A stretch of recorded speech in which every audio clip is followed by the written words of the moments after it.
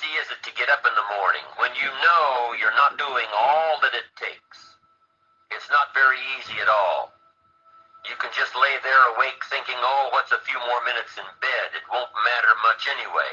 Wrong. It does matter. It will matter.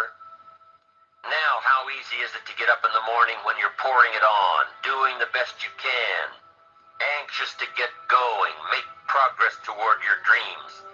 It's a whole different story. When you're resting to renew your reserves, it's much different than resting to avoid your day. When you're psyched up and excited for your life, when you're excited for what you've planned to accomplish for the day, it's amazing you'll wake up before the alarm clock even tries to startle you awake. Your successes fuel your ambition. Your successes give you extra energy.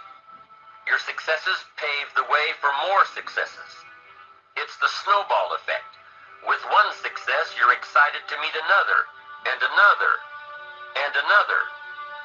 And pretty soon, the disciplines that were so difficult in the beginning, the disciplines that got you going, are now part of your philosophy. How do you know when you're successful? Do you have to be a millionaire? No. All we ask of you is that you earn all you possibly can. If you earn $10,000 a year and that's the best you can do, that's enough. God and everything else will see to it that you're okay. The key is to just do the best you can. If it's $10,000 a year, wonderful. If it's $100,000 a year, wonderful. If it's $1 million a year, wonderful. It doesn't matter, 10,000 a year or $1 million a year. It doesn't matter as long as you've done the best you possibly can. Earn the most you possibly can. Be the most you possibly can. And here's why. The essence of life is growth. The essence of life is growth, to do the best you can. And here's what's interesting. Humans are the only life form that will do less than they possibly can. Humans are the only life form that will settle for less. Every other life form except human beings strive to its maximum capacity. How tall will a tree grow? Approximately. As tall as it possibly can. You never heard of a tree growing half as high as it could. No, trees don't grow half. Trees send their roots down as deep as possible, stretch their limbs up as high as possible, produce every leaf possible and every fruit possible. As a matter of fact, you never heard of a human physically growing half. We keep growing until we're done. Now that's a part of life we can't control. It's genetically coded. And that's probably why we keep growing till we're done. Because we can't control that part. It's the rest of our growing that we control. The growing of our minds, the expansion of our minds, that we can control. And that's what tends to get away from us. All life forms inherently strive to their max except human beings. Now, why wouldn't human beings strive to their maximum possibility? Here's why. Because we've been given the dignity of choice. It makes us different than alligators and trees and birds. The dignity of choice makes us different than all other life forms. And here's the choice. To become part of what we could be, enough to get by, or to become all that we can be.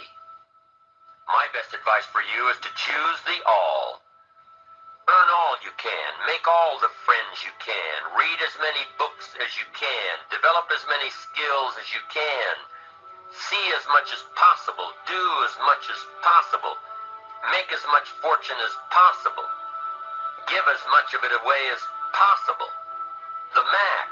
There's no life like it. I'm telling you, once I got on track, I've never looked back.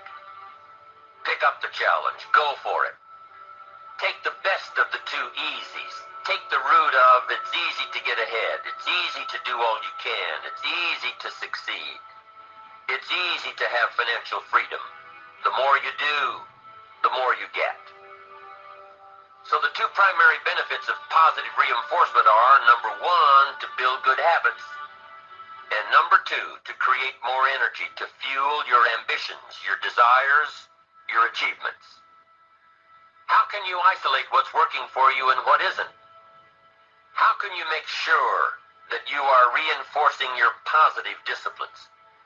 Well, if it isn't apparent, easy to see right away, if what you're doing is happening in such small increments that you're not sure if you're on track, then you need to be writing it down. You need to keep a journal anyway. But if you really aren't sure that what you're doing is making measurable progress, you need to keep a written record.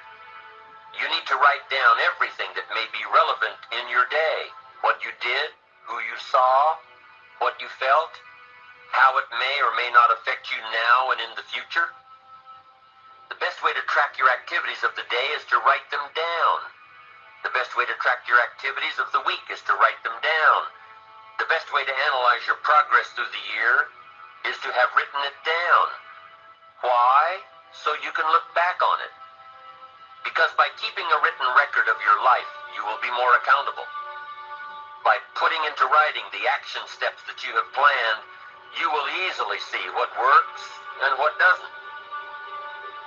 Most people just try to get through the day, never writing anything down, never keeping track of their progress along the way, never really knowing if they are doing all they can to reach their goals, to drive their ambition. But gifted people learn to get from the day. They don't let a day end without picking up some valuable experience, some emotional content, some idea that may positively affect their future. To get the most from a day, to learn the most from a day, you need to be able to reflect on the day.